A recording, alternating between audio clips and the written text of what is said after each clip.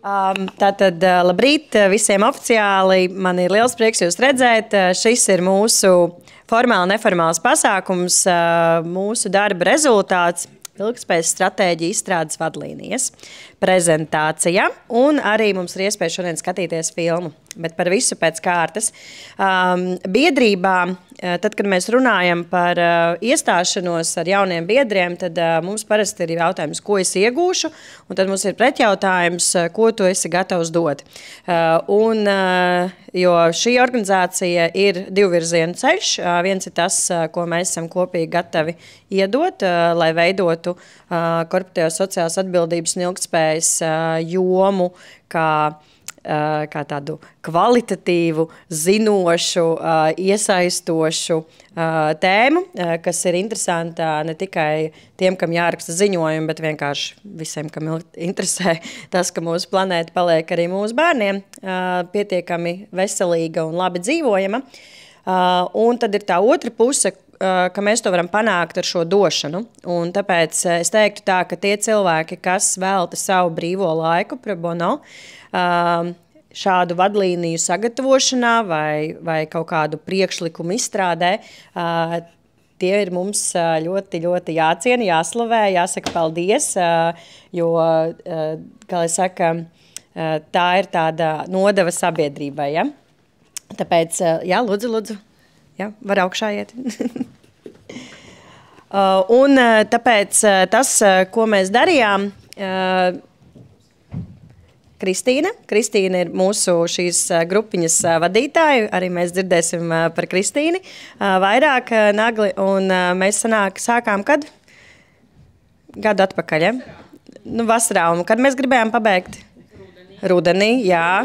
Mums viss ir projekta vadība skaidrs, mēs zinām, kā lietas notiek, un tad ir realitāte. Un tad realitāte ir tāda, ka ienāk rudens, un visiem ir savi 111 darbi, bet labākais, ko mēs varējām izdarīt, mēs šo procesu tiešām novedām līdz galam, un mums ir, es teiktu, tāds pirmais labais materiāls, pieļauju, ka noteikti jau šobrīd mums liekas, ka mēs jau varētu labot katru nākamo priekšlikumu.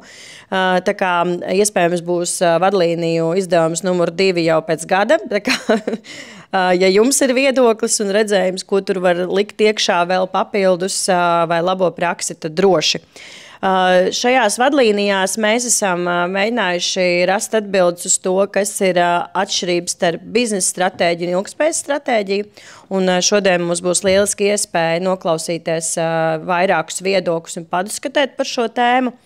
Tad par pašu izstrādes procesu, kas jāiesaista, kāpēc jāiesaista, ko mēs varam ar šiem, kā vispār tikt līdz kaut kādiem mērķiem un kas ir ilgtspējas mērķis.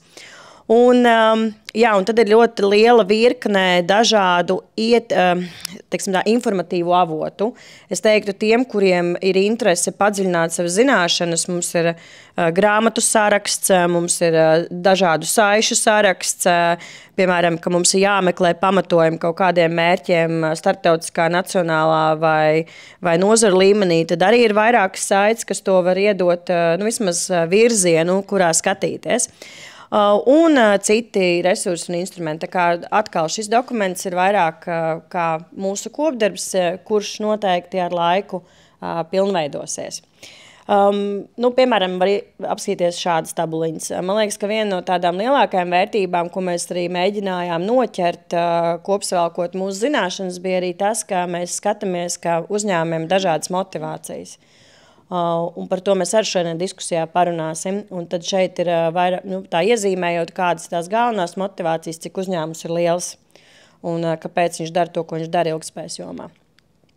Un tad autoru kolektīvs, tiem, kam mums ir daudz un tik tagad jāaplaudē, Kristīna Nagli, Adriāna Kauliņa, Džineta Dimante, Zanda Šadre, Inga Doveika, Dace Dricka un Inese Dosē. Un šodien mēs runāsim ar dažām no autoru kolektīva. Es ceru, ka nākotnē būs arī daži, kur arī zina, ka pro bono ir foršs darbs. Tāpēc paldies jums par jūsu laiku un veltīto, un tāpēc ar kritiku mēs esam uz tu, bet esam tā saudzīgi. Ja? Tāpēc es aicinu lūdzu šodien Kristīnu Nagli, Adriānu Kalniņu, Džinetu Dimatu un Ingu Doveiku šeit pievienoties uz skatuves.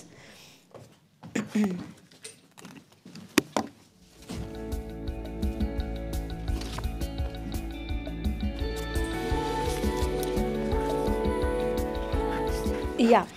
Varbūt, lai mēs varētu iesākt, tad es teiktu, ka varbūt pirmais aplis ir par to, kas jūs esat. Ļoti vienkārši vārds, aizraujos ar ilgtspēju, kur? Tas mans skatījums. Mani sauc Kristīna. Es strādāju kā ilgtspējas konsultanti jau gandrīz 4 gadus, un pirms tam strādāju par Inful un izstrādāju uzņēmuma CSR stratēģiju un ieviesu to. Un ilgtspēja man ir gan darbs, gan mīlestība. Un jā, tāpēc man prieks šeit būt un dalīties ar kaut ko vērtīgu, kas cerams noderēs vairāk arī pārējiem. Man kārt nekas nav jāspiež. Ja? Man sauc Inga. Ilgtspēja ir man tāda aizraušanās jau ilgus gadus. Pēdējo pusotru gadu tie ir beidzot man tiešie darba pienākumi. Un, jā, tas tāds caur mācīšanos, tāds ceļš, es varu dalīties tikai savā pieredzē, cik tā ir, droši vien šodien nav tēma par pareizi, nepareizi, bet jā, tā pieredze veidojasies. Labdien, es esmu Džineta. Šobrīd esmu ilgtspējīgi ieguldījumu speciālisti, bet vispār par ilgtspēju interesējos vismaz 20 gadus. Kas kādreiz akadēmiskā vidē, tagad mēģina praktiskā, un ar lielu prieku piedalījos arī šajā projektā, jo man likās, ka šī ir vieta, kur varētu to ilgstošo pieredzi kaut kā likt lietā un nodot citiem. Labdien, es esmu Adriāna. 3 gadus jau man ir, tagad es veidoju savu pieredzi telko nozarē, bet tā ir man jau otrā nozare, kurā es strādāju ar ilgtspējas jautājumiem, un pirms tam es esmu bijusi ilgākus gadus finanšu nozarē. Jā, paldies. Tātad mums vēl citas nozares pārstāvēts gan tirzniecība, gan starptautiskā pieredze. Tā kā mums, man liekas, tas kolektīvs bija diezgan raibs. Ja? Tāpēc man jums pirmais jautājums.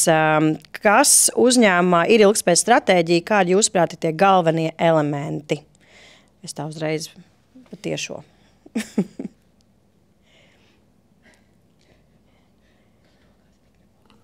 Kam mikrofonu rokās tie sāk, ja?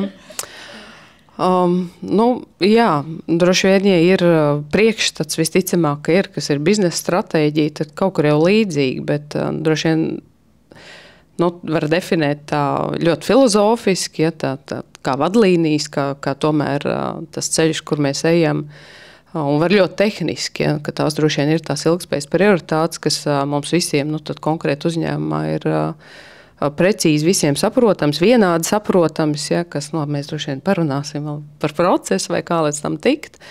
Bet jā, tas tāds virziens, kur tad mēs ejam, kas mums ir jādara, kas ir tie iesaistītie cilvēki. Manuprāt, ne ar ko būtiski neatšķiroties no tādas biznesa stratēģijas, ja mēs runājam par procesu vai par sākot ar uzrakstītiem dokumentiem tam līdzīgi.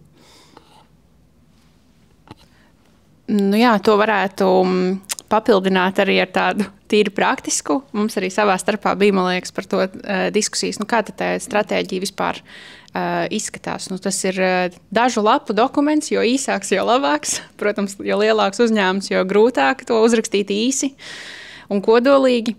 Bet tomēr dienas beigās tam jābūt tam, kas apkopo to, kur tad mēs gribam nonākt bišķiņ ilgākā termiņā. Tas varbūt arī, kas ir tā atšķirība. Uzņēmuma stratēģija varbūt vairāk koncentrējas uz tādu saredzamāku nākotni, bet ilgtspējas projekti, ilgtspējas ieviešana, ilgtspējas transformācija ilgtspējas virzienā, tas var būt 5, 10 vairāk gadu process, tāpēc te jo īpaši nepieciešama tā stratēģiskā domāšana. Ja mēs gribam būt tur pēc 10 gadiem, tad ko mēs varam izdarīt šogad? Tad viens no elementiem vēl ir tāda pati kā biznesa stratēģija, tad ir transformācijas aspekts ilgtermiņā. Vēl kādi elementi? Es esmu redzējusi divu veidu stratēģijas un piedzīvojusi, tad, teiksim, viena ir, kas ir kā līdzvērtīga biznesa jomu stratēģijai vai atbalsta funkciju stratēģijai, ja, bet kas tomēr vairāk fokusējās uz tēmu, vai tas ir, teiksim, biznesa virziens vai, teiksim, tur, nezinu, personāla vadības stratēģija vai, un, teiksim, tādā līmenī ilgtspējas stratēģija. Bet ir arī tādi uzņēmumi, kuri jau savu attīstības vīziju un kopējo biznesa stratēģiju zīmē lielā mērā ņemot vērā arī tieši šos te vides transformācijas elementus, bet tādas jau mēs arī redzam īpaši starptautiskā līmenī. Un es varētu vēl piebilst to, ka šobrīd ļoti aktuāli ir biznesa vidē arī tāds saīsinājums ESG, ka ilgtspējas stratēģijā vajadzētu padomāt par visiem šiem 3 virzieniem, tātad vide, sociālie aspekti un pārvaldības aspekti. Ja, ne tikai vide, ko bieži vien asociē ar ilgtspēju, bet arī šie sociālie un pārvaldības jautājumi un kādus mērķus mēs gribam sasniegt šajās jomās. Un tad man šķiet, ka mums gatavoties sarunai, mums bija jautājums ilgtspēja vai ESG, kas ir pareizi. Man ļoti patika Adriānas atbildi, vai varētu lūdzu vēlreiz mums tā publiski pateikt? Respektīvi saistības starp ilgtspēju un ESG. Ilgtspēja ir klātesoši daudzās dažādās jomās, ja, teiksim, pilsētu attīstībā, sabiedrības attīstībā, cilvēka ikdienas dzīvē, mājasaimniecība līmenī, nozara līmenī un tad uzņēmuma līmenī. Ilgtspēja raksturo tās aktivitātes, kuras var apzīmēt ar šo ESG. Tātad uzņēmuma ilgtspēja ir ESG aktivitātes. Ja, un pats koncepts ir tas ilgtermiņā. Kā mēs izdzīvosim ilgtermiņā, vai ne? Labi, un ja mēs runājāt, jūs teicāt, kad ir funkcionālā stratēģija, tad kā funkcija, kā virziens, tad ir kā lielais ietvars, kā transformācija, kā tā saprast virzienu, tad kur jāatrod šai ilgtspējas stratēģijai uzņēmumā? Operacionālā līmenī, biznesa vadības līmenī, lai tai būtu kaut kāds svars un jēga un ietekme vispār uz tiem procesiem? Man liekas, dienas beigās jau stratēģija, tas, protams, no uzņēmuma struktūras ir atkarīgs, bet dienas beigās jau stratēģijas ir uzņēmuma tā kā vadības pienākums, šīs te vīzijas un ceļa uz vīziju izstrādi, vai ja uzņēmumam ir padome, tad ar padomes atbalstu un padomes arī šo te kopīgo redzējumu. Un ilgtspējas stratēģija ir tur kopā ar visām kuram uzņēmumam tā stratēģija ir strukturēta, bet viņi ir kopā ar tām visām pārējām. Jā, man ar tā kā pirmā atbilde bija, ka noteikti augstākajā līmenī. Ja mēs domājam tomēr uz priekšu par iedzīvināšanu, par to, lai tas strādā visos līmeņos. Man ir pieredze uzņēmumā, kur šobrīd strādājas ražošanas uzņēmums gana liels.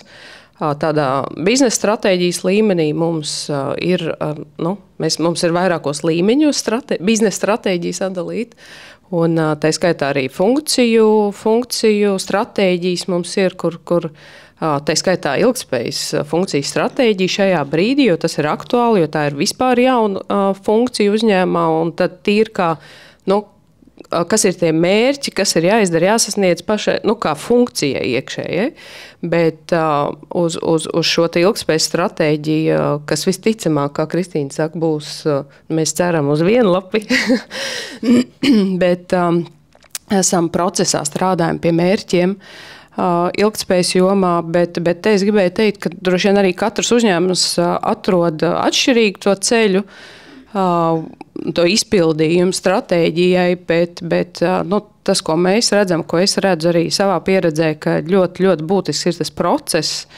kā stratēģija tiek izstrādāta, arī ilgtspējas stratēģija, kas ir tie cilvēki, kas ir iesaistīti.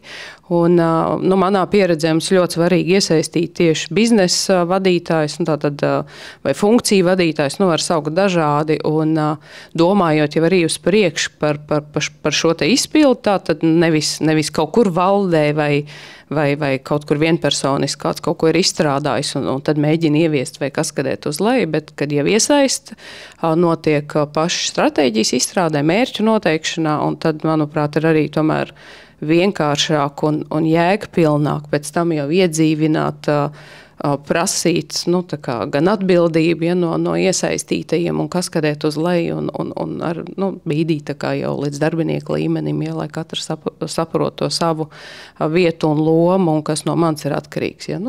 Kaut kādā mērā klasiski varbūt, kā mēs strādājam arī ar biznesa stratēģiju, ja tā ņem, nav jau, manuprāt, tur kaut kas ārkārtīgi būtiski atšķirīgs, ja mēs runājam par procesu. Bet man liekas, ka ļoti, ļoti svarīgs arī pats process un kas tajā piedalās, kā tas notiek, domājot priekš, kāpēc tam to varēs iedzīvināt.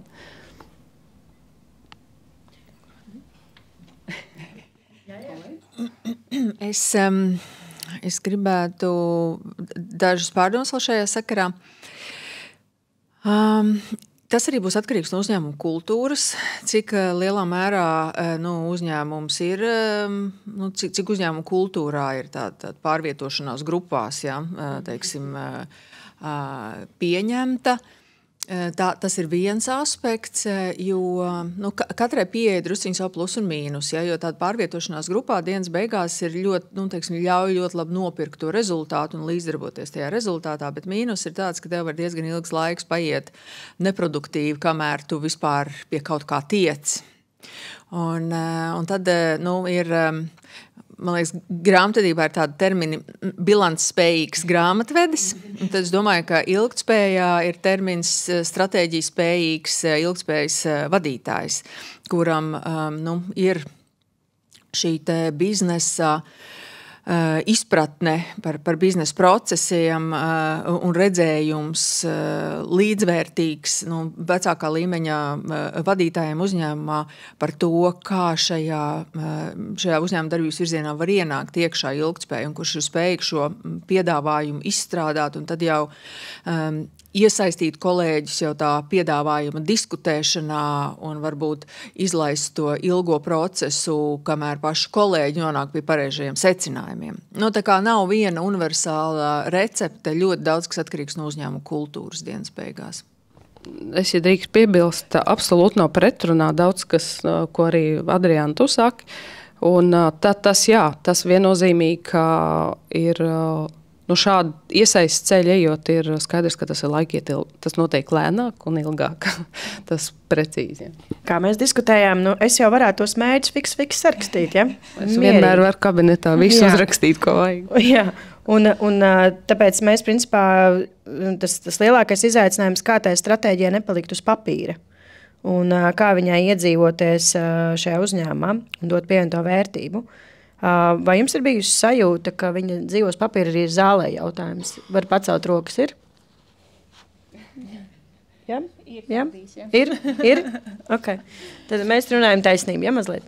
Un tas nozīmē, ka tas, man liekas, ir milzīgs izaicinājums jebkuram dokumentam, jo visu, ko mēs gribam dokumentēt, uzreiz ir, vai viņš paliks uz papīra. Un kā jums šķiet, vai tā pievienotā vērtība iesaist ar vienīgā atslēga vai kaut kāda loma vēl arī ir tam, piemēram, ārējām ietekmes pusēm, kas var kaut ko tādu piespiest paprasīt, vai jūs redzat, ka kā var nepalikt uz papīra bez iesaistes vēl? Kam vēl jānotiek?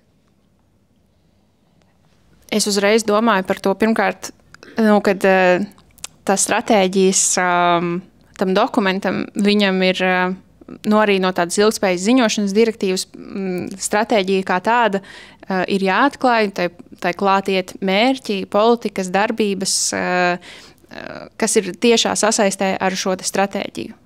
Stratēģija viena pati ir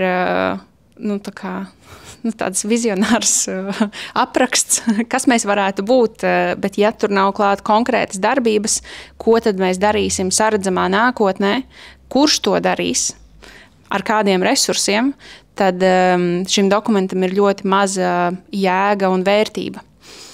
Un tieši tāpēc arī ir tik svarīgi, ka šī stratēģija tiek izstrādāta iesaistot vadības komandu un laicīgi dodot informāciju par to, kādi resursi būs nepieciešami šīs stratēģijas ieviešanai un kāpēc tik svarīgi to ir prioritizēt tieši tagad. Vai klienti to prasa, vai investīciju piesaistē tas būs nepieciešams. Katram uzņēmumam tie faktori var būt mazliet savādāki, bet tai motivācijai ir jādzīvo valdes vadītāju sirdīs un prātos un izpratnē, lai tas nebūtu tikai papīrs. Nu jā, tu jau, Kristīna, pieminēji, tas ļoti svarīgi veltīt tam resursus, jo resursus tas prasīs, tur būs gan finanšu, gan laika, un varbūt kāds jauns darbinieks jāpieņem un jauni pienākumi esošajiem darbiniekiem. Un, tai vadībai tad ir tā māksla nobalansēt, lai šis netiek uzskatīts kā sloks papildus pie esošajiem pienākumiem, bet ka tas ir jauns uzdevums, kas varbūt arī atbilstoši tiek atlīdzināts, un tam tiek veltīti resursi. Tas par ārējo spiedienu, es domāju, ka tas noteikti nāk ar lielu joni, un galvenokārt tā ir likumdošana, un tāpēc, ka finanšu sektoram jau ir labu laiku jāatskaitās par ilgtspējas jautājumiem, kā tie tiek risināti arī viņu finansētajās nozarēs un uzņēmumos, tā ka to prasīs bankas, ieguldītāji, akcionāri, obligacionāri. Un, Latvijā varbūt patērētāji tik daudz neprasa, bet prasīs arī piegādes ķēdē, pat cik starptautiski šie ilgtspējas ziņojumi ir jāsagatavo. Arī nelielāki Latvijas uzņēmumi noteikti saskarsies ar šiem jautājumiem, kad piegādes ķēdē viņiem prasīs informāciju par to, ko viņi dara ilgtspējas jomā. Bet es atkal papildināšu, mēs ideālajā pasaulē tā ir, ka tu aizēji izstāst vadībai, viņi saprot velt resursus, uzliek prioritātes, bet ko darīt 95% gadiem, kad tā nav? Ja, un tāpēc es domāju, ka ir atslēga vārds ilgtspējas, kas nāk komplektā ar ilgtspējas stratēģiju, ir saprast pārmaiņu vadību un visu to virpulī, kam jāiet cauri, lai uzņēmumā notiktu pārmaiņas, un tā skaitā arī kā domāšana pamainās uzņēmuma vadībai. Jo,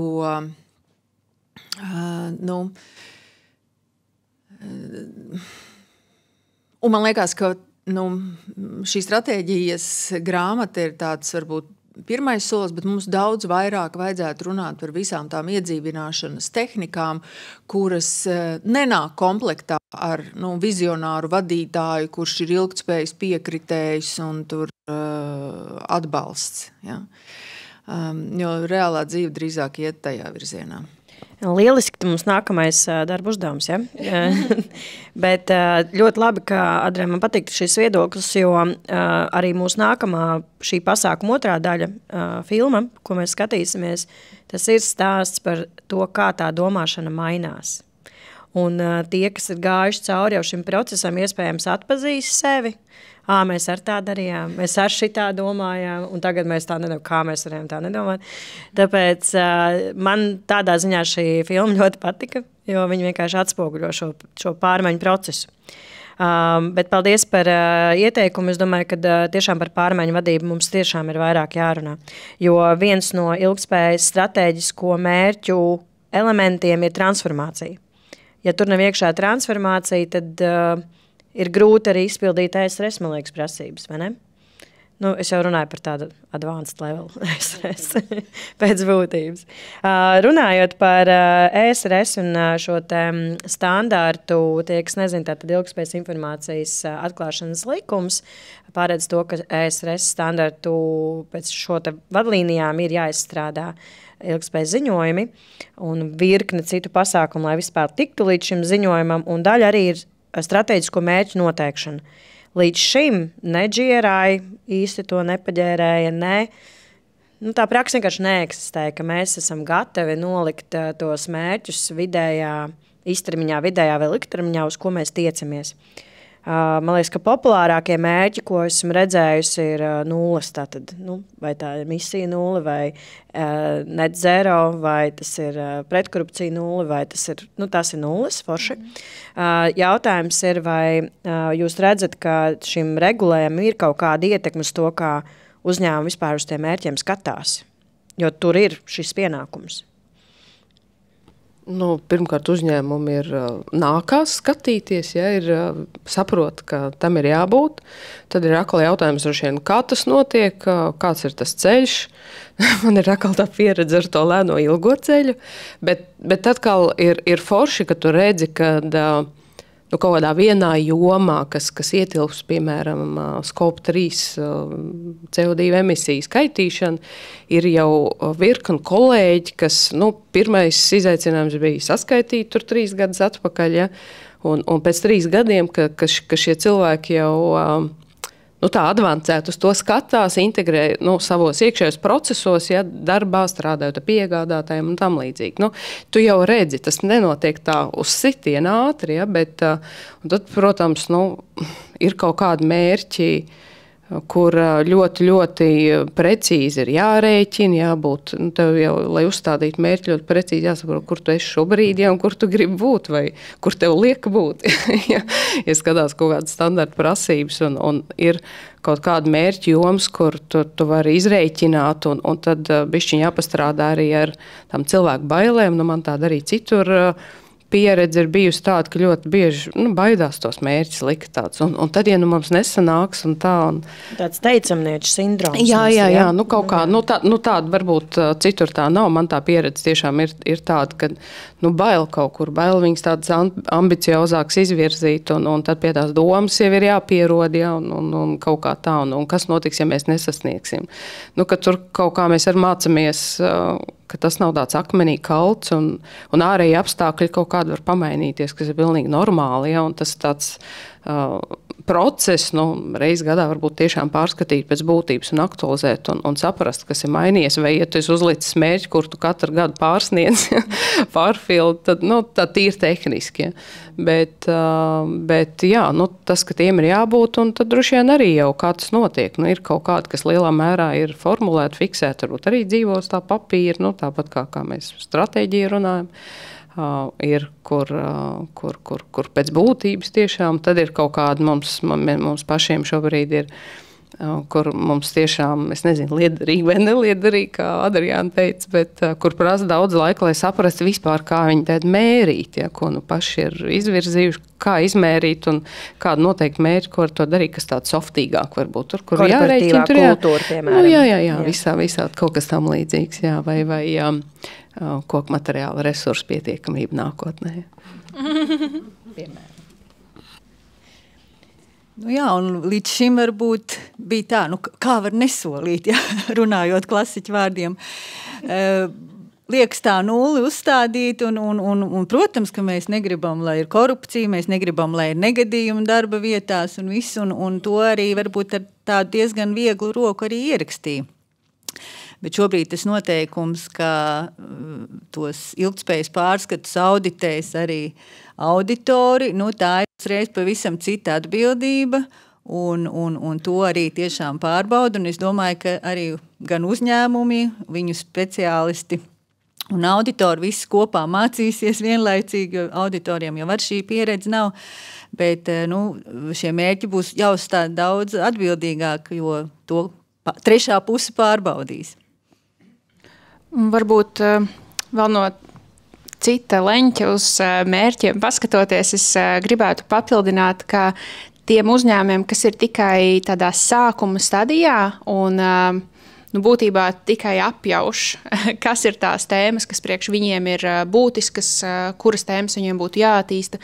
Bieži vien šādiem uzņēmumiem tas mērķis ir ievākt datus par esošo situāciju. Nospraust mērķi, tie mērķi, viņiem ir jābūt skaidriem un arī tādā esošajā realitātē bāzētiem. Tā kā nevajag arī baidīties tajos pirmajos soļos no tā, ka tagad mums ir jānosprauž 50 milzīgi mērķi. Tā kā tas nebūs liederīgi un tas nebūs sasniedzami, tas nebūs realistiski. Mēs šajās ilgspējas stratēģijas izstrādes vadlīnijās arī pieminējām tādu konceptu kā SMART mērķi, specifiski, izmērāmi, realistiski, laika robežās ielikti un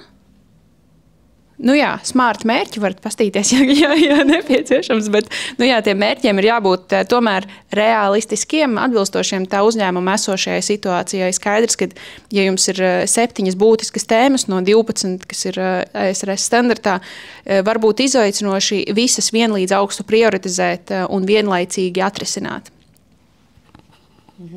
Mēs daudz diskutējām par mērķiem. Mums par mērķiem vesela virkni jautājumu ir praktiski padomi, kā mērķus iesaistīt, kā padarīt mērķus saprotamus, fantāzijas vai realitāte, kā to atšķirt. Ja? Mēs jau daudz ko no tā jūs pieminējām, bet varbūt jums ir kāds tā kā padoms tiešām, mēs sākam strādāt pie mērķiem, kas ir obligāti jāizdara. Vismaz viena lieta. Tad jums katrai sanāks pa vienai, vai ne? Kas ir obligāti jāizdara. 4 lietas mums būs. Man liekas, ka ir būtiski nemeklēt tādu mērķi, kur būs kaut kāds viens cipars un viņš aptvers pilnīgi visas šī tēmas dimensijas, un kamēr es tādu nevaru atrast, es sev nelieku mērķi. Tā īsti ņemot par dažādām tēmām tos mērķus piemeklējot, nākās galvu palauzīt, un nevienmēr viņi pirmkārt ļoti tieši atbild uz to vajadzību. Piemēram, mēs runājam par korupciju. No vienas puses liktos 0 korupcijas gadījumu, izklausās labs mērķis, bet tas ir tāds vizionārs mērķis. Tad drīzāk tas mērķis varētu būt, darbinieku apmācības, cik darbinieki ir izgājuši tur obligātu mācību kursu. Dažreiz kādu tēmu nav iespējams raksturot ar vienu mērķi. Mūsu gadījumā ir kiberdrošība, mums viena no tādām būtiskajām tēmām, un tur ir ļoti dažādi tie aspekti. Un mēs beigās uztaisījām tādu kiberdrošības indeksu, kurā ir iekšā kaut kādas 5 dimensijas, uz kurām mēs skatāmies, jo mēs saprotam, ka mēs nevaram skatīties tikai uz vienu no kiberdrošības perspektīvas un teikt, ka tas būs mūsu mērķis. Bet, un dažreiz ir situācijas, kad tomēr tas mērķis nenoformulējās kvantitatīvs, un tad ir jomas, kas dzīvo ar kvalitatīviem mērķiem. Sākot tur nav kaut kāds atslēgu projekts, vai varbūt tur, mums ir joma, iekšējā šo te regulatīvo politiku ikgadējie uzlabojumi, kas ir kvantitatīvs mērķis, kur atskaitīšanās ir, tā kā pieminēt, kuras tad lietas mēs šogad esam kaut ko jaunu izdarījuši vai kaut kādā nākošā kvalitātei pacēluši. Un tā kā varbūt kādu dienu atradīsim kaut ko labāku. Man liekas, ka ļoti svarīgi pirms izvirzīt mērķus, saprast, kurās jomās tos mērķus izvirzīt. Un šeit likumdošana šoreiz dod pilnīgi tā kā mācību grāmatas vietā ir dubultā būtiskuma izvērtējums. Man liekas, tā ir ļoti, ļoti svarīga lieta, lai saprastu, kur ir mūsu lielākās ietekmes uz šiem ilgtspējas faktoriem, kuri ir lielākie riski un arī iespējas, domāt ne tikai par riskiem un iespējām. Un tad, kad šis dubultā būtiskuma izvērtējums ir veikts, tad jau uzreiz izkristalizējas, kurās jomās mums ir šie mērķi jāizstrādā un jāizvirza, lai mēs tiešām pēc būtības pievērstos tām lietām, kur ir tā lielākā ietekme. Ja? Nemēģinātu uzlabot kaut ko, kur mūsu ietekme ir minimāla, kaut kādā biroja darbībā, piemēram, taupīt papīru. Ja? Tur ir ļoti viegli izvirzīt mērķi, bet ietekme ir ļoti maza. Jā, te es gribētu gan papildināt, un jau arī Kristīnas iepriekš teikto, ka to prioritizēšanu Tātad noteikti prioritācija, jo tās būtiskās tēmas pēc dubultā būtiskuma varbūt izvērtēšanas arī var būt nemazas. Un saprast arī tos resursus kapacitāti un noteikti var iet arī prioritāšu, piemēram, ceļu. Noteikti, kas ir tās vēl no būtiskajām tā kā top prioritātes un varbūt mazliet sākt ar mazāku lauku, ja neēst to zilonu uzreiz visu lielu, bet sākt kumosiem. Un, šo te prioritizēšu, tā man bija vēl viena doma, bet man viņa pazūd, labi, paliksim pie prioritātēm no manas puses. Varbūt kaut ko par tām fantāzijām vai realitāti varētu nokomentēt, padomu iedot. Es nezinu, ko nozīmē fantāzijas, bet tas vēl, ko arī tu jau teici, kad tur, kur ir ietekme, tur, kur reāli ir tāda lielāka ietekme, jo pat kaut kādā varbūt viena tēma, bet, ja viņi sadalās komponentēs, kaut vai tas pats Scope 3, ja, kur mēs rēķinām emisijas, tad arī tur ir ļoti atšķirīgi, ja, kur ir lielāka ietekme, kur mazāk, tad tas mēs ļoti arī ar darbiniekiem strādājam atkal tieši pie tā, kad mēs netērējam kapacitāti un laiku tur, kur tā var daudz plosīties un varbūt saprotamāk, bet mazāks ieguvums, kad ir tās lielās lietas pikās. Bet tas iet tā organiski kopā ar tām prioritātēm, manuprāt, kaut kādā mērā. Un tad es vēl noslēgumā. Man īstenībā visgrūtāk, jo jūs jau tik daudz labus padomus iedavāt. Bet es domāju vienkārši par to, ka tos mērķus nospraužot ļoti svarīgi arī menedžēt ekspektācijas tajā darba grupā vai arī ar vadītājiem, jo, un tas ir, man liekas, vistrakāk valsts uzņēmumiem un tādiem uzņēmumiem, kur, ja tu to mērķi nenospraudīs, tad tur viss sāks. Viss trakāk ir lielas sekas, vai ne? Bet domāt par ilgtspēju kā tādu continuous improvement, nebeidzamu uzlabojumu, turpinājumu, kā to sauc latviski? Tā arī sauc. Jā, tas ir process, kas pilnveidosies un attīstīsies gadiem ejot, un nevajag no sevis arī cerēt tam pirmajam pārskatam, kā piemēram visus ķekšus atzīmēt un visas pareizās atbildes atrast uzreiz. Es varu piebilst? Jā. Tas, ko vēl cauri visam, ka mēs runājam, es domāju, ka, ja mēs runājam par šo te jaunajām prasībām, mēs visi vēl mācamies. Mēs visi esam absolūti visi, gan uz ko direktīva attiecās, kam jāraksta ziņojumi un jāizpild visas prasības, gan auditori, kā minēja, kad ir jau tāds mācību process, tāds mācīšanās, kas neizslēdz arī, droši vien ir kaut kur padoms arī, nebaidamies kļūdīties un nebaidamies neizdarīt visu uzreiz, ja, tā pa solīšiem koncepcijām. Jā, paldies par šiem. Un man vēl jautājums ir, arī mums iepriekš diskutējot, kā jums varbūt izstāstīt šo stāstu, vēl viena lieta, uz ko mēs sapratām, ka mēdz būt situācijas, varbūt to nosauksim par ētikas dilēmu, kā nenodarīt ļaunumu risinot vienu lietu, un tad iebraucam otrā grāvī, ka mēs patiesībā ar šo mērķi varam aizskart kaut kāds pilnīgi cits ilgtspējas jautājumus. Varbūt nezinājām, nenojautām, varbūt vienkārši tā ir mūsu prioritāte, kā to nenodarīt ļaunumu konceptu, ievērot mērķu sabalansēšanā. Jā, šis ir ļoti, ļoti svarīgs jautājums. Un, tur ir tiešām jādomā plaši, ir jāiesaista dažādu jomu speciālisti. Piemēram, mēs varam risināt kādu vides problēmu, bet vienlaicīgi nodarot sliktu kādām sociālām problēmām, tur, piemēram, pārvietojot iedzīvotājus, tāpēc, ka mēs tagad ražosim elektrību no hidroelektrostacijā un būvēsim milzīgu dambi un tam līdzīgi daudz piemēri. Un citreiz arī veikalā, kad tu skaties, tev ir eko produkts, bet viņš ir pārpakots un blakus ir, nav bioloģiskais produkts, bet viņš ir bez iepakojuma. Un tagad tu stāvi un domā, kur tu mēģini izdarīt mazāko ļaunumu. Ir tāda aprits cikla analīze. Tas ir viens variants, ko mēs varam skatīties. Tātad domāt par mūsu produktiem un pakalpojumiem un risinājumiem visā to dzīves cikla laikā. Nevis tikai tas, kas atrodas pie mums mūsu uzņēmumā, bet arī no kurienes tiek iegūti resursi, izēvielas un ko pēc tam tālāk ar šo produktu darīs mūsu patērētājs. Jā, tā aprites cikla pieeja ir viens no risinājumiem, bet domāt par šīm lietām kā sarežģītām sistēmām un saprotot, ka jebkura mūsu darbība, arī labi domātā darbība var ietekmēt citus faktorus un jādomā par šīm ietekmēm. Bet tāds viens risinājums, kā to atrisināt.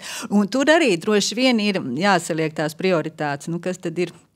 Kas tad ir svarīgāk, vai tur taupīt ūdeni, vai taupīt materiālus, vai bioloģisko mazāku ietekmi uz bioloģisko daudzveidību.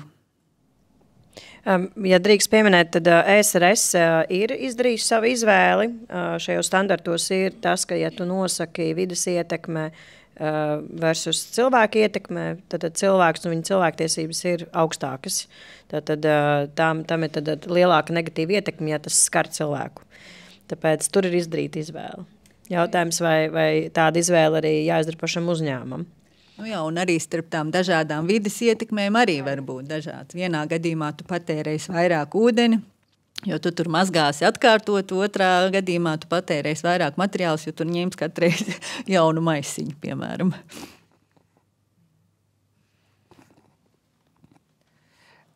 Man arī nav vienkāršas atbildes uz šo jautājumu, bet es domāju, ka tas ir kaut kas, ar ko visa Eiropa šobrīd cīnās savā ziņā, jo no vienas puses ir zaļais kurs un tā ieviešana, bet no otras puses ir vēlme saglabāt Eiropas konkurētspēju arī pasaules tirgu un centieni šos te procesus un šīs te jaunās regulas arī vienkāršot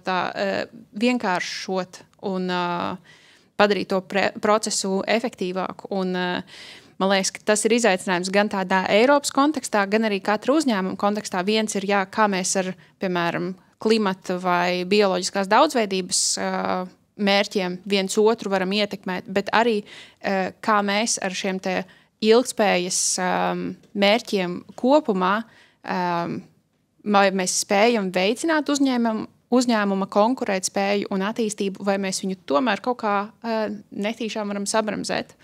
Un dienas beigās jau mēs gribam strādāt uzņēmumā, kas ir veiksmīgs, kas ir augošs, kas ir attīstošs, un tas vienmēr ir tas arī lielākais kritikas punkts ilgtspējas iniciatīvām, ar ko ir jāsaskarās šo tēmu ieviešot un šos mērķus nospraužot.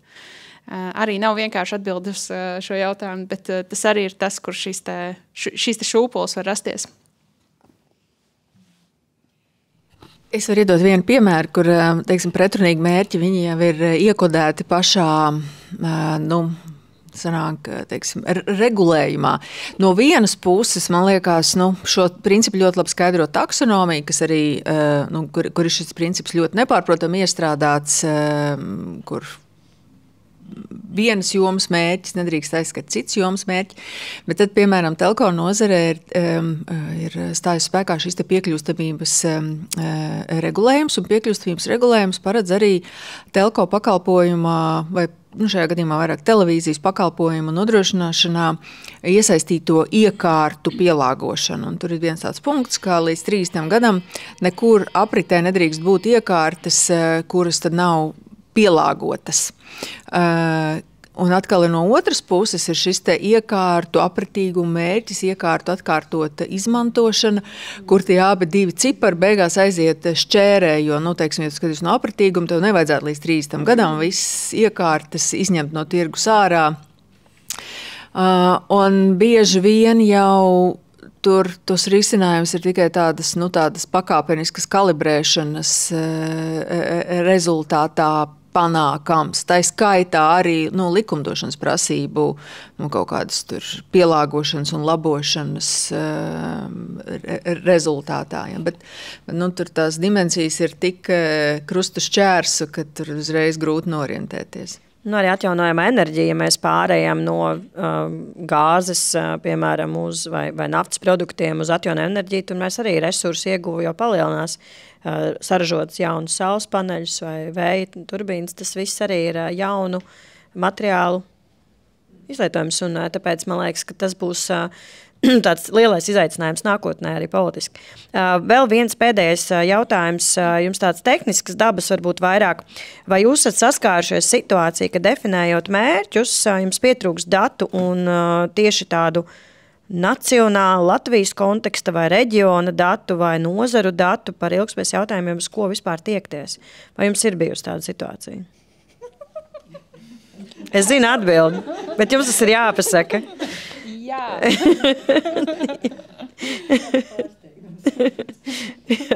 Un ko jūs ar to darat? Un tad arī tas stāsts par fantāziju un realitāti. Nu, tā kā, kā jūs ar to tiekat galā šo dilemmu? Es, piemēram, es varu sev saistīt ar situāciju, kad veicot dubulto būtiskumu novērtējumu, ja, kur tu tā kā nesaproti, tad tas mērogs, kas tev ir, tas tā kā ir svarīgi, nav svarīgi, ar ko salīdzināt. Tajā brīdī man pietrūkst šie, nozares Latvijas un tā skaitā arī pasaules dati. Uzņēmuma mērķus nospraužot, varbūt tur ir kaut kāds ļoti īpašs konteksts tev padomā, kur tās apgalvojums piepildīsies, bet lielā mērā tas varbūt ir tomēr paša uzņēmuma prakšu un spēju jautājums. Cik mēs procentus varam sasniegt, un tad tu vari pasaules, teiksim, citus spēlētājus apskatīt, jo dienas beigās jau nozarēm tie jautājumi ir ļoti līdzīgi, un tad tu apskati, kā pasaulē nozarēs tas notiek, un tu saproti, tavs procents ir adekvāts, nav adekvāts, tu nezini, cik lielam procentam no atalgojuma būtu jābūt piesaistītam, teiksim, šiem nefinanšu rādītājiem. Tu izmet loku pa pasaules pārskatiem, tu iegūst kaut kādu tādu kalibrāciju. Bet dienas beigās, pat ja visur pasaulē ir 15 un tu saki, man būs 5, es nevaru iedomāties, kāpēc tas nederētu kā tava uzņēmuma konteksta mērķis. Tā.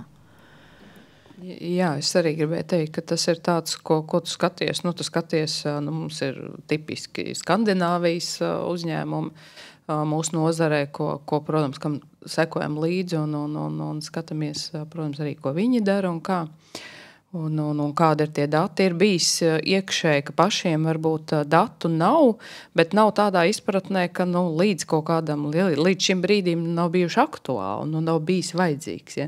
Ir uzskaitīti varbūt kaut kāds kaut vai tīpaši atkritumu un tam līdzīgi no tāda naudas, no grāmatvedības viedokļa, bet vienā brīdī saprot, ka to vajag detalizētāk, veids uzlabojums savā iekšējās sistēmās, un teikt jau tie dati ir. Ja. Bet tur ir tā, kā mēs runājam, ka mērķis var būt arī tikt pie datiem īstermiņā, ja. vai izveidot kaut kādu sistēmu un tam līdzīgi. Tādas lietas ir bijušas, un tad ir kāda ir tā izējas pozīcija. Tas, ko Adriāna saka, ja pārējiem ir 15%, mums 5%, ja uzņēmums jau gadiem mērtiecīgi ir darījis un efektivitāte ir bijusi top lieta, ja, tad no šī brīža tā izējas pozīcija ir cita. Ja tu neko nedarīji, un tagad tu pēkšņi tev tas handikaps tāds ir, ja, tu vari vajag skaistos procentus kaut kur dabūt lejā. Bet ja tu esi visu laiku par to domājis jau no 90. gadiem un tā tālāk, tad tu nevar milzīgi dabūt lejā. Un kaut kādās patēriņa lietās ir tā, ka attīstība, ja uzņēmums attīstās, tad, protams, tur arī tiek domāts, ja, kā mēs to atspoguļojam, jo tāda tīrais, absolūtais cipari varbūt iet uz augšu, viņi neiet uz leju.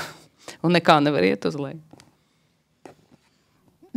Jā, es varbūt vēl padalīšos ar tādu novērojumu. Arī dubultā būtiskuma analīzes procesā ir jāizvērtē ietekme, negatīvā, pozitīvā riski. Un joprojām arī Latvijā ir nozares, kur nav tāda skaidra, vienota atbilde par to, kas ir labi, kas nav labi, kāda ir esošā situācija. Piemēram, mežu apsaimniekošana. No vienas puses meži Latvijā aug visur. Nekopsi pļavu, mežs izaugs, kaut kāds izaugs tik un tā. Teorētiski.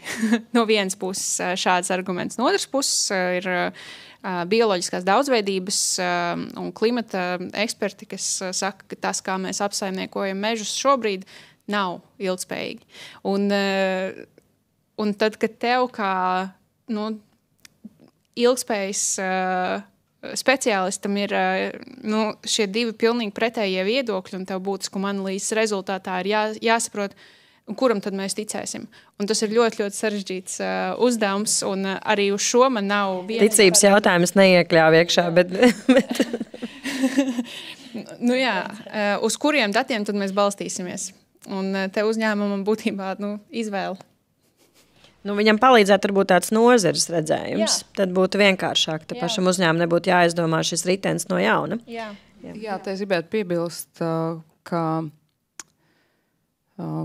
par tiem, mēs visi zinām, ja esam lasījuši te zinātnē balstītiem datiem un tā tālāk, kas visi jāizmanto, tad kontekstā ar šo, arī ir tas, ar ko ir nācies saskarties kaut vai uzsākot, tādu šos klimata mērķi, bet risku un ietekmi, novērtēt, tad klimata izmaiņa risks un kā tad tie atstās iespēju, tad arī, ja mēs skatāmies kaut kādas zinātnē balstīts vai pētījums, ja ir dažādi zinātnieki, dažādas institūcijas un neret arī tur ir pretrunīgi, tad ko tad no tā izmantot, ja kamā balstīties, jo tad, ja tu, protams, paņēmis to, kas varbūt tev ir ērtāk, tad atkal tev to var, respektīvi, tur nav tā, ka viss ir vienos vārtos un viennozīmīgi pilnīgi skaidrs un tie rezultāti pētījumiem mēdz ļoti atšķirties.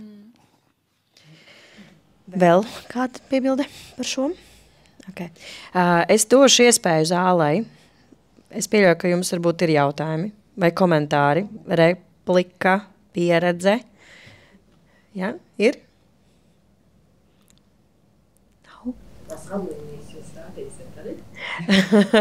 Tātad vadlīnijas mums ir pieejams mājaslapā. Bez maksas. Šī ir dāvana Latvijas biznesa sabiedrībai.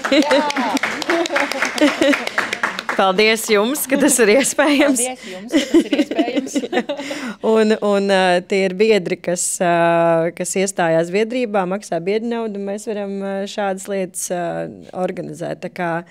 Tāpēc esam ļoti par to priecīgi. Tas ir elektroniskais formāts, un tad ļoti organizēts brīdis man ir iedot jums dažus ekskluzīvos eksemplārus. Paldies. Super. Wow. Cik skaisti. Mājaslapā ir pēdējais. Tā kā es domāju, ka varbūt noslēdzot šo te smuko daļu un jūsu sarunas, jūsu domu graudus, varbūt tāds pēdējais novēlējums tam ilgspējas vadītājam, kuram jābūt stratēģiju spējīgam, ceļa vārdi. Par to stratēģiju spējīgo ilgspējas vadītāju.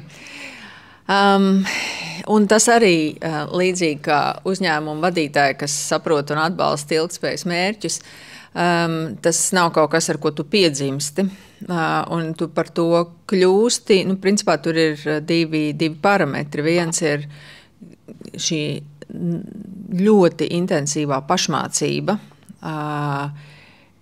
un īstenībā tā pašmācība nav nākšana uz šādiem pasākumiem, bet tā pašmācība ir ļoti daudz lasīt, mācīties, saprast, tā skaitā lietas, kuras tu pirmajā piegājienā nesaproti, bet tu dari, lasi un mācies vēlreiz. Un otrs arī, protams, ir, bet tas arī vairāk ir, teiksim, uz tādiem uzņēmumu vadītājiem, tā izpratne par to, kas ir ilgtspējas vadītājs un kādā profila un kvalifikāciju cilvēks tiek virzīts uz ilgtspējas vadītāju. Bet tas laikam ir arī citas sarunas. Ilgtspējas vadītāja mums bija viens no darba virzieniem arī bija šis te profesijas standarts un nepieciešamās kvalifikācijas. Un tam arī ir nozīme, tā es secinu un skatoties uz to, kas notiek mums Latvijā apkārt. Paldies! Atkal klasiku izmantošu. Tātad visgarākais ceļš sākas ar pirmo soli. Un nebaidīties spērt tos pirmos soļus, varbūt pat, ja viņi nav sevišķi lieli, bet sākt darīt, un pēc tam pakāpeniski tās lietas jau aizies. Un to mēs visu mācīsimies darot un skatoties, ko dara citi. Un jāturpina šīs ilgtspējas ceļš iet tālāk. Man tā pirmā doma arī bija turpinam mācīties, jo tas ir mācīšanās process, kā to mēs dzirdam jau no katras no mums. Un dalamies. Ir baigi jauki, ka mums te ir tā mūsu komūna arī, kur mēs varam dalīties tajā pieredzē un tajā, ko mēs esam iemācījušies un atkal mācīties jau viens no otra. Jā, papildinot jau to, ko kolēģis teica, paneļa kolēģis, jā, šī nozara ir strauji augoša, visu laiku ir jauna informācija, ir ļoti daudz, kam jāsako līdzi, mēs visu laiku mācamies, bet tāpat laikā mēs ļoti labi saprotam, cik izaicinoši tas ir, un man ir bijusi lieliska iespēja jautāt padomus, un visbiežāk cilvēki arī ir atsaucīgi, gan es esmu gājusi pie Agneses, pie Adrianas, gan ļoti daudziem citiem cilvēkiem un lūgus padomu skatījusies citus ilgtspējas pārskatus, tad, kad pati esmu bijusi strupceļā, un es domāju, ka nevajag no tā baidīties, un iespēju robežās to arī ir jādod. Bet tāpat laikā jārūpējas arī par sevi, par savu mentālo veselību, jo šī ir ļoti strauja nozare, un viņai ir jātur līdzi, un to var izdarīt tad, ja tu pats esi resursā. Liels jums paldies par šo diskusiju. Mans novēlējums ļoti praktisks.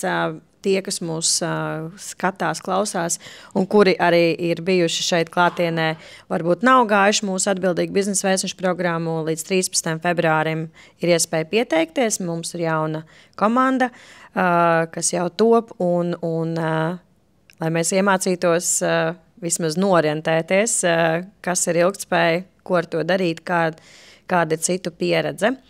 Un tiem, ka man uzdod parasti 2 jautājumus par šo programmu, kam jāmācās, ilgtspējas vadītājs plus valde. Šī kombinācija ir jūsu super spēja pēc tam. Un otrs jautājums, ko man uzdod, vai mēs runājam par ESRS un ziņošanu. Jā, mēs runājam par ESRS, bet mēs jums arī skaidrojam, kāpēc jums tas varētu būt svarīgi. Nevis tikai, kāpēc ir jāziņo. Kā ir jāziņo. Tā kā paldies. Šodien mēs noslēdzam un taisam fotogrāfiju. Ja? Smuku. Paldies.